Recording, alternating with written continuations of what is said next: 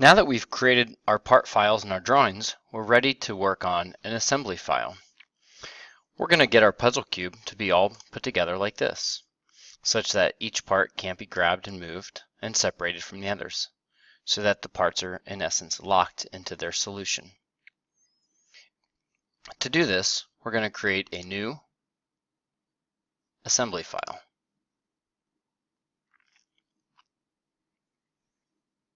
Right here, standard.iam. Create. Okay, we want to place a part into this assembly. Choose place. If place is not there, choose the drop down. I'm going to bring my green part in first. I choose the green part. You may have to navigate into your correct file location. You can use a browser here, as well as the drop down, and find your part file. Choose open. Right click and say place grounded at origin. Right click and say OK. We've now just added our green part. It should show up in the browser with a little pin.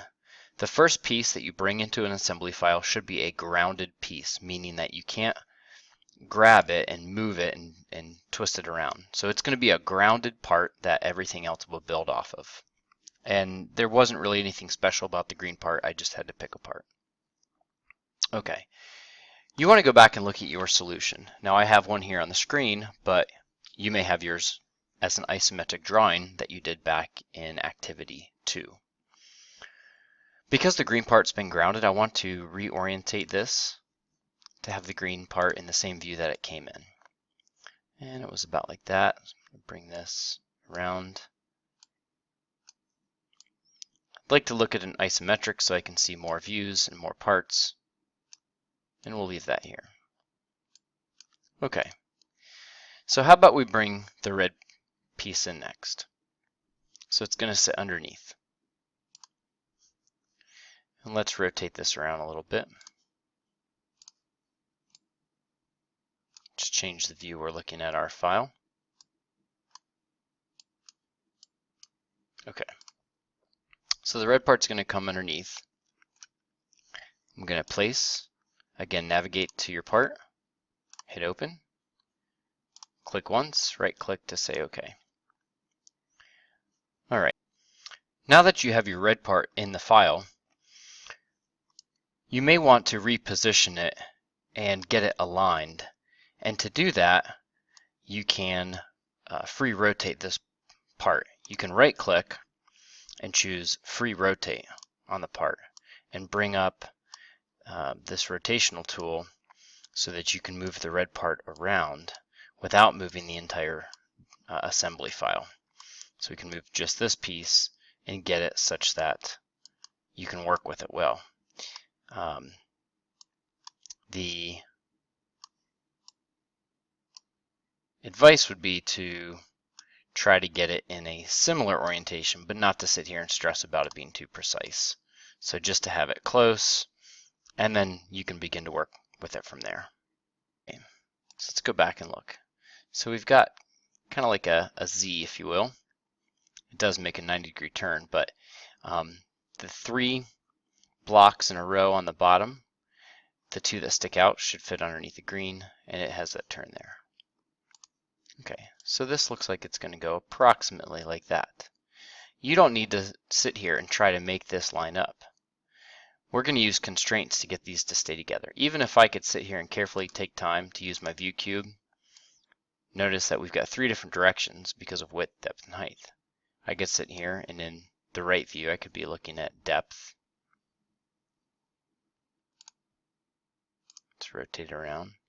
Here, looking at the back, I can be thinking about the width, how the widths line up and the heights. And I can carefully go from view to view, trying to get everything to line up really nice. However, it's not been stuck that way. So just have it approximately orientated the way you want it. And then we're going to use our constraints. There's 2 constraints you're going to use. Here you have a mate, where you're going to mate a face to a face. And we have a flush, where 2 surfaces just have to be in the same plane. Okay, well, first, let's bring this red part up so that the top of this piece of the red part here and the underside of the green are mated or stuck together, like if you were going to glue them together. So I'm going to choose the mate constraint, and now I'm being asked to pick, down here you can see pick first geometry to constrain. It's going to be this plane facing up. Now it says pick second geometry to constrain. I need to rotate around to see the underside of that green piece. I'll use my view cube,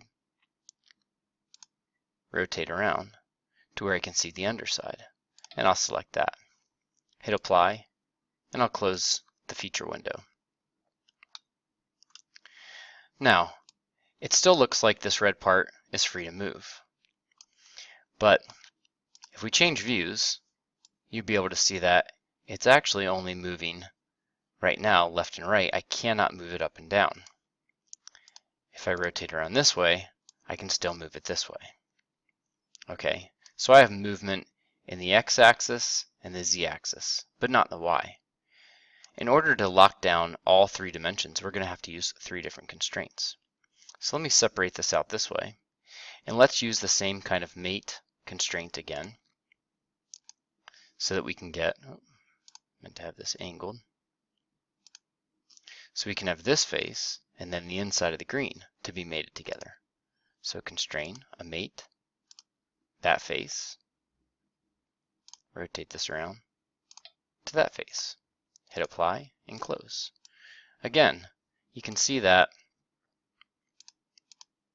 my red part can only move now in one direction. It's moving in the Z. I can't pull it up and down along the Y, and I can't pull it diagonally down to my left would be in the X axis direction. I can't move it that way. So I need to constrain it so that it can't move this way.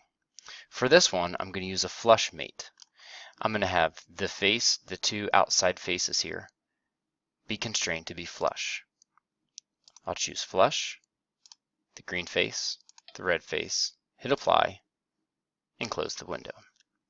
Now, if I try to grab either of these, notice that they are locked into position and then they cannot be moved. So there's the first of my, well, the first part added to the green base. We'll go through and add the rest.